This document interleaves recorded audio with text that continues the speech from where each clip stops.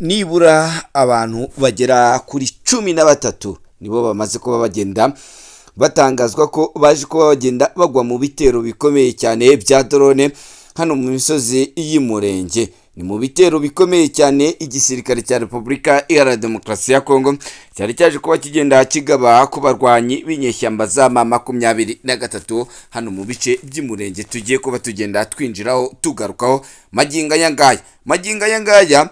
Ibi bitero bikaba bisize abarwanyi b'umutwe w'inyeshyamba za M23 bimuye ibirindiro byabo mu duce turaza kuba tugenda tugarukaho nyuma yo kwatakwa n'indege za drone z'ubutegetsi bwa Repubulika Iharanira Demokarasi ya Kongo.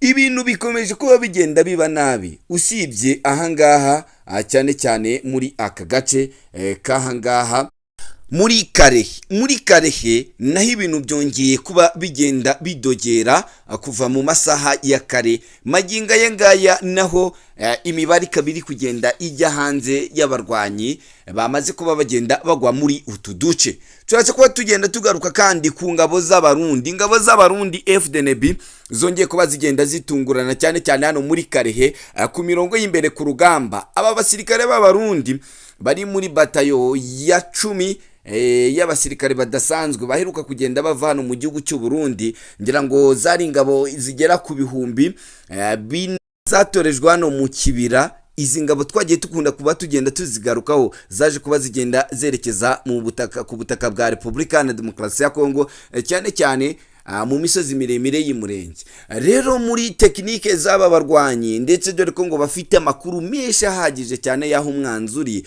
bakaba baragiye bagaruka mu bice. Ku munsi w'ejo nibwo haje kuba hagenda hagaruka abasirikare bajya muri Karehe aribo bagiye gutanga reinforcement ubwo ni umusada cyane cyane, bityo bikaba byaje guhita bituma abarwanyi ibinyeshyamba za Wazalendo bongera guhita bagenda bigarurira utu duce two muri Karehe. Turaza kuba tugenda tugarukaho twaje kuba tugenda twamburwa abarwanyi b'inyeshyamba za M23. Urugamba rurakomeje hano mu gihugu cya Repubulika Iharanira Demokarasi ya Kongo, ari nako ibintu birushaho kugenda biba bibi cyane ku butaka bw'igihugu cya Repubulika Iharanira Demokarasi ya Kongo.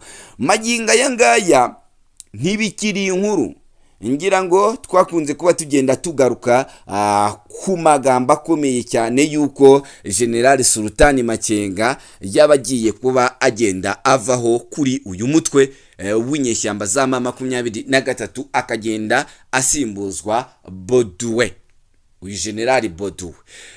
Nyuma yuko hafashwe bimwe mu bice byinshi bya hano muri Karehe muri uyu mutwe w'inyeshyamba za M23, hakaba hari bamwe mu bayobozi bahise batabwa muri yombi, dore ko harimo umwuka mubi cyane muri uyu mutwe w'inyeshyamba za M23 ndetse no kugenda basubiranaho. Ngira ngo yaba Colonel Nanga ntaga ari kwiyumvisha uburyo agiye gusimburwa na Joseph Kabila. Ibi byaravuzwe, igisigaye nuko tubona amatangazo yagiye ashyirwa mu bikorwa. Ngira ngo hari nandi mavugurura yagiye aba cyane cyane hano muri Goma nkuko twaje kuba tugenda tubigarukaho mu kiganiro cyacu. Ubu rero muri uyu mutwe wa M23 bikaba biriho bigenda biba akavuyo ndetse n'akaduruvanganya, bikaba ari nabyo ngo biri gutuma habaho imbaraga nkeya no kutizerana muri bo ubwabo. Turaza kuba tugenda tugaruka kuri iyi nkuru ndetse kuba ngenda mva ahangaha kandi hari amakuru ari kugenda avuga ko General Byamungu yaba yaje kuba agenda araswa. Uyu mugabo amakuru avuga ko ashobora kuba yaje kuba agenda arasirwa mu bitero byabaye hano muri Masisi. Ntagarama ano makuru yari yemezwa neza, ariko turaza kuba tugenda tuyagarukaho 5 nimba yaraswe se cyangwa se nimba akiri muzima. Byose turaza kuba tugenda tubigarukaho hamwe n'andi makuru yose turaza kuba tugenda tukugezaho 5. Ngusaba reba hano handitse ijambo subscribe ugenda urikanda ubundi tujye tubana 5 hano mu makuru yacu. Afande Muhire wayoboraga bataliyani wari ufite iraka ya Liyetona Koloneli mu barwanyi b'inyeshyamba za M23. Iruhuko ridashira, nimvuga ngo iruhuko ridashira kuri uyu musinia officer w'igisirikare cy'inyeshyamba za M23, ntubyumve nk'ibindi. Uyu akaba yamaze kugwa mu bitero by'igisirikare cya Repubulika Iharanira Demokarasi ya Kongo bagendaga bagaba ku nyeshyamba z'umutwe wa M23, cyane cyane muri ibi bice by'ahangaha mu misozi y'Umurenge. Mu misozi y'Umurenge habyukiye urugamba rukomeye cyane rwagendaga ruhuza abarwanyi b'inyeshyamba za M23 n'abasirikare barwana ku ruhande rwa FARDC, harimo abawazarendo. Ahangaha nubwo amakuru yagiye avuga ko ari indege zaje kuba zigenda zimisha ibisasu ku madefesi amwe n'amwe y'abarwanyi b'inyeshyamba za M23, amakuru ahari akaba avuga ko batayo yari iyobowe na Imana Ishimwe Silozostom w'umurundi ufite raka ya kapiteni, yaje kuba igenda yataka ifatanyije n'abawazarendo ndetse n'abanyacashuro ndetse n'ingabo za Tanzania, dore ko abaturage baduhaye aya makuru bagendaga bemeza yuko haje kuba hagenda hagaragara bamwe mu basirikare b'uruhu rwera bakoreshaga imbunda ziremereye cyane. Ibi bikaba bihura nuko ngo indege yaje irasa nk'iminota igera kuri 15 yose. Nyuma yo kurasa iyi minota yose, bikaba byahise bikurikirana nuko abarwanyi b'ingabo z'abarundi cyane cyane bo ku butaka bafatanyije n'abawazarendo baje bagahita bakora operasiyo, ariho haje kuba hagenda hapfira uyu Liyetona Koloneli w'umutwe w'inyeshyamba za M23 wayoboraga muri ibi bice. Uyu mugabo amakuru angeraho akaba avuga ko yahoze akorera hano mu mujyi wa Uvira. Ubwo inyeshyamba z'umutwe wa M23 zavaga hano mu mujyi wa Uvira, akaba yarahise yerekeza hano mu misozi miremire y'Umurenge. Maginga yangaye rero uyu akaba yapfanye na meskoti yiwe agera kuri 3 ndetse n'abandi basirikare bagera kuri 11 bafatwa matekwa, ndetse n'imbunda zabo ziza kuba zigenda zijya mu maboko y'igisirikare cy'abarundi gifatanyije n'aba basirikare b'abawazarendo. Birumvikana yuko uyu mutwe w'inyeshyamba za M23 utakaje abantu basirikare, mu gihe bivugwa ko n'uyu generali Byamungu yaba yaje ko bagenda arasirwa ahangaha mu misozi miremire hano muri Masisi mu bitero bikomeye cyane. Ni nyuma yuko Masisi ikomeje kubigenda ibamo deployment y'abasirikare benshi, ngira ngo twakunze kuba tugenda tubigarukaho mu biganiro byacu ndetse no ku munsi w'ejo. Ahangaha amakuru ahari akaba akomeza avuga yuko uyu Byamungu ari we wari ukuriye iyi operation cyangwa se uru rugendo rwo kwimuka, dore ko bimukaga za Mushaki, Goma baza Masisi, ari we wari uyoboye iki gikorwa. Kuyu munsi rero ubwo igikorwa ngo cyasaga naho kigiye kugenda kirangira, drone zitagira abapiloti z'igisirikare cya Repubulika Iharanira Demokarasi ya Kongo zaje zirasa ku makamyo agera kuri 7 yarari muri aka gace. Bivugwa ko n'imodoka yiwe ya Land Cruiser yagendagaho n'abasirikare biwe iba yaje kuba igenda iraswa. Icyakora amaginga yangaya ntago haramenyekana amakuru neza ahamya yuko uyu Byamungu yaba yaje kuba agenda apfa, ariko amakuru dukesha abaturage akaba avuga ko imodoka yiwe yahiye irakongoka, ndetse haje no kuba hagenda hagaragara zimwe muri reinforcement ndetse n'ubutabazi bw'ibanze bw'igisirikare cy'inyeshyamba za M23 bwaje nyuma yuko izi ndege zari zimaze guhita zirasa, kuko zaje nk'uko abaturage bakomeza ko bagenda bavuga, zaje zirarasa zihita zigendera. Ibi rero bigahita bihura n'umwuka mubi uri hano mu nyeshyamba z'umutwe wa M23. Nyuma yuko haje kuba hagenda havugwa yuko uyu Major General Sultani Makenga yikana n'uyu General Bodwe bitewe n'umwe mu bafatanyabikorwa b'uyu mutwe bagenda bavuga ko bari kuba batizeye uyu General Sultani Makenga, dore ko bavuga ko General Sultani Makenga atabumvira, ahubwo uyu Boduwe ari we gikoresho cyabo cyane, kuko General Sultan Makenga ngo hari bimwe batamwumvikanaho, dore ko bifu yabo yahereye muri 2012, dore ko ubwo uyu mutwe wagezaga kuba uwo ugenda unahunga we yagiye yerekeza mu gihugu cya Uganda, nabo mu gashyaka ke cyangwa se mu gatsinda ke abandi barakwirakwira, hamwe bamwe bagiye bahungira mu gihugu cy'u Rwanda, bitwaje kuba tugenda tubigarukaho. Ibi bikaba ari byo bikomeje gusagaza uyu mutwe w'inyeshyamba za M23, dore ko ibintu birushaho kuba bigenda biba bibi cyane, kuko bari gutsindwa bikomeye cyane. Umugoroba mwiza shuti mukunzi wacu, ubasha kuba ugenda udukurikira uri mu bice bigiye bitandukanye, biraterwa n'ingengabihe yaho udukurikira uherereye. Nyaboneka rero nta kindi wowe usabwa uretse kureba ahantu handitse ijambo subscribe, ukagenda urikandaho, ubundi tukajya tubana 5 mu makuru yacu abagiye agezweho. Mbonereho kugenda nkwifuriza kugenda ukomeza kwihangana wowe munyarwanda uri ku isi muri rusange n'isi yose, dore ko isi yose iri muri rusange kwibuka abacu bazize jenoside yakorewe abatutsi umwaka w'1994. twibuke twiyubaka duharanira yuko ibyabaye bitazongera ukundi. Nkomeza amakuru yacu rero, kandi reka mpite nihuta cyane ku butaka bw'igihugu cya Repubulika Iharanira Demokarasi ya Kongo. Ni ibitero bikomeye cyane nyaboneka biri kugenda bigaragaza yuko aha ibintu bikomeje kujya bifata indi ntera.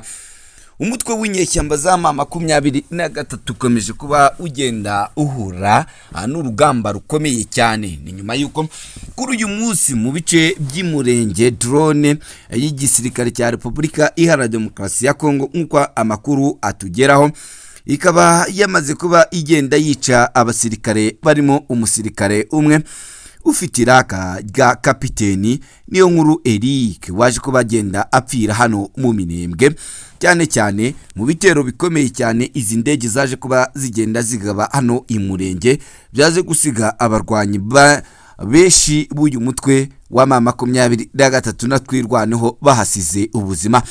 Turazi kuba tugenda tugaruka mu buryo burambuye kuri iyi mirwano yaberaga hano imurenge, dore ko haje kugaragaramo izindi ngabo shyashya ni izahehe zose turazi kuba tugenda tuzigarukaho 5 mu makuru yacu agiye agezweho.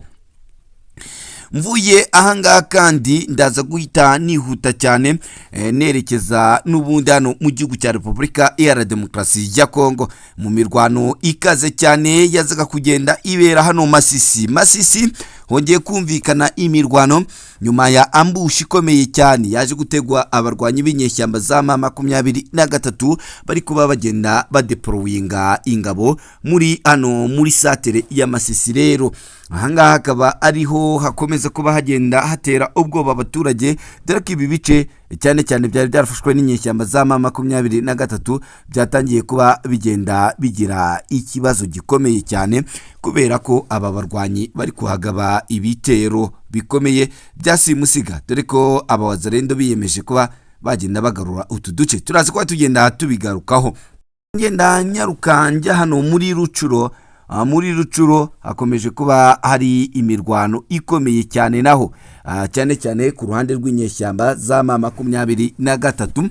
Ndaza guca Walikare naho ibintu ntibimeze neza cyane, nyuma yaho abarwanyi b'inyeshyamba za M23 bagerageje kuba bagenda binjira ahangaha.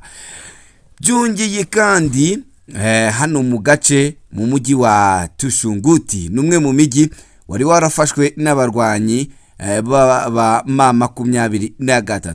Maginga yangaye ubutuvugana aba barwanyi rwose b'umutwe wa M23 ntibakibarizwa muri aka gace, kubera ko aka gacwe baje kuba bagenda bakamburwa bikomeye cyane, ndetse banahatakariza ibikoresho n'abasirikare benshi cyane muri uru rugamba. Turazi kuba tugenda tugaruka ku mirwano yiriwe muri aka gace, cyane cyane wazarendo baje kuba bagenda bambura umutwe w'inyeshyamba za M23 iri hehe. Turazi kuba tugenda tubigarukaho. Turazi kuba tugenda kandi tugaruka hano mu gace ka Mahanga ndetse na Kirongo. Aha naho hakaba havuze imirwano ikomeye cyane hagati y'abarwanyi b'inyeshyamba za M23 n'ingabo za Repubulika Iharanira Demokarasi ya Kongo zikomeje kuba zirushaho kuba zigenda zihangana umunsi kundi. Nyaboneka nibyo tutabashije kuba tugenda tugarukaho, turaza kuba tugenda tubigarukaho gatanu kuri gatanu.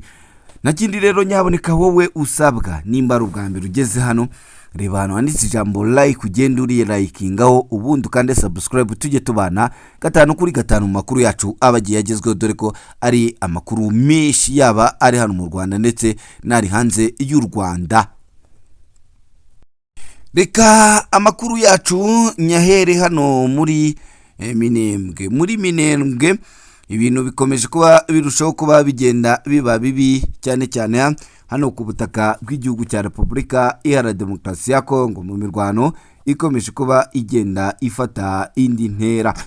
Maginga yangaya mu mirwano yaramutse igenda ibera hano muri Minembwe, indege ya Siko ya FARDC ikaba yarashe ibirindiro by'abarwanyi b'inyeshyamba za M23 datwirwano cyane cyane hano mu misozi miremire y'Umurenge nk'uko byakunze kuba bigenda bitangazwa. Ni imirwano iri huriro riri mu gihe gikomeye cyane, mu gihe hari kuba hagenda hatangazwa itariki y'ibiganiro bizagenda bibera no ku mugabane w'i Burayi, cyane cyane aho umutwe w'inyeshyamba za M23 zaje kuba zigenda zigabwaho ibitero bikomeye cyane na drone zitagira abapiloti. Ni itangazo ryashyizwe ahagaragara na ASM M23 rivuga ko kuri uyu wa gatanu itariki ya 10 Mata 2026 saa 8:30 z'umugoroba, indege z'intambara za Siko Yesu 25 y'ubutegetsi bwa Repubulika Iharanira Demokarasi ya Kongo zateye ibisasu ku duce twa Minembwe mu turere tuyikikije. Impfu z'abasirikare b'uyu mutwe wa M23 ndetse hakaba harimo n'abaturage ngo bakomeretse bikomeye cyane biri kuba bigenda byitarwaho. Ni ihuriro rivuga ko iki gikorwa atari ubushotoranyi cyane cyane, ahubwo ko cyaje kuba kigenda gisiga bamwe mu basirikare bacyo babikomerekeyemo, ndetse kikanavuga ko ari abaturage benshi baje kuba bagenda bagwa muri ibi bitero bikomeje kuba bigenda biba byinshi hano mu gihugu cya Repubulika Iharanira Demokarasi ya Kongo. Maginga yangaya ibingibi nubwo biri kuba bigenda bitangazwa, igisirikare cya Repubulika Iharanira Demokarasi ya Kongo kikaba gikomeje kuba kigenda gitsinda umutwe w'inyeshyamba za M23 umunsi ku wundi, dore ko uduce twishi twaha mu gihugu cya Repubulika Iharanira Demokarasi ya Kongo dukomeje kuba tugenda duhura n'imbogamizi zikomeye cyane zo kubura cyane cyane aba barwanya, aho bakomeza kuba bagenda batakontrole kandi abarwanyi babo bakomeza kuba bagenda barushaho kuba bagenda bagwa muri iyi mirwano. Nako byaje kuba bigenda no mu mujyi wa Uvira. Mu mujyi wa Uvira hano muri Tushunguti, umurwa mukuru wa Ziralo mu gace ka Karehe mu ntara ya Kivu y'Amajyepfo. Uyu mujyi ukaba wongeye kwigarurirwa n'igisirikare cya Wazalendo gifatanyije na FARDC n'ingabo z'Abarundi, bakaba bawigaruriye nyuma yo kwambura uyu mutwe w'inyeshyamba za M23 ziri muri aka gace bimwe mu birindiro ndetse n'intwaro zikomeye cyane. Amakuru atugeraho akaba avuga ko abarwanyi b'uyu mutwe wa M23 hano muri Karehe muri aka gace baje kuba bagenda bahura n'imirwano ikomeye cyane. Nyuma ingabo za Wazalendo zikaba zongeye gufata aha hantu heshi mu gace ka Karehe mu ntara ya Kivu y'Amajyepfo kuyu wa gatanu itariki ya 10 Mata 2026, nyuma y'imirwano ikomeye nk'uko amakuru menshi yo mu gace akomeza kuba agenda abivuga. Ibirindiro bya Tushunguti, Matuhira na Kilomero biri mu midugudu ya Kisha ndetse na Mutare byongeye gufatwa mu gihe cy'ibikorwa bya gisirikare ku ruhande rwa FARDC rwagiye rukunda kuba rugenda rutangaza ko rugomba kwiharira uduce twose uyu mutwe w'inyeshyamba za M23 zagiye zifata. ku ruhande rwa Butasha ingabo z'abayoboke nazo zongeye gufata agace ka Burembwe. Mbese imbere ya saa sita izi ntambwe zije nyuma y'imirwano ikomeye yahuje inyeshyamba za M23 ndetse n'abambari bazo.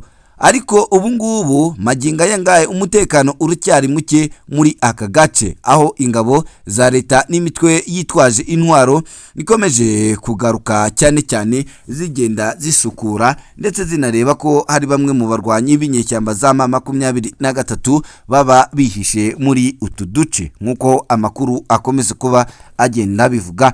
Indi mirwano kandi ikaba yabereye hano muri Masisi. Masisi mirwano ikaze hagati y'abawazarendo na AFC M23 ikaba yabereye mu gace bita Mahanga ndetse na Kirongwe. Amakuru atugeraho aturuka muri societe civile akaba avuga ko hano muri Mahanga haje kuba hagenda haduka imirwano ikomeye cyane, yaje kuba igenda itangira ku isaha y'isa 3 za mu gitondo. Iyi mirwano ikaba yatangijwe ku ruhande rw'igisirikare cya Repubulika Iharanira Demokarasi ya Kongo, aho barasaga imodoka zari zijanye ibyo kurya ndetse n'amasasu ndetse n'abasirikare, dore ko hano muri Masisi hari kubera icyo bita deployment cyane cyane mu mujyi wa Masisi, dore ko ku munsi w'ejo n'uyu munsi imodoka ziriwe zitunda abarwanyi b'inyeshyamba za M23 baje kuba bagenda batanga reinforcement muri aka gace.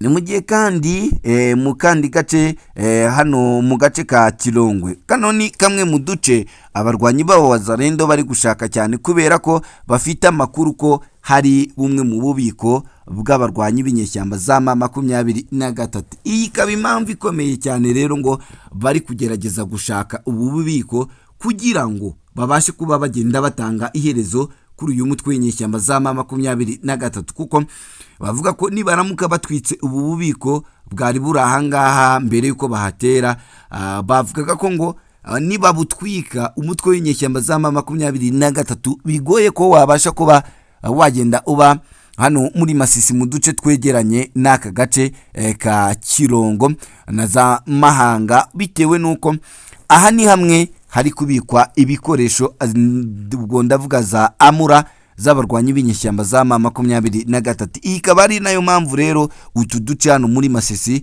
twaje kuba tugenda twibandwaho n'imirwano ikomeye cyane yaje kuba igenda iba magingo aya ngaya.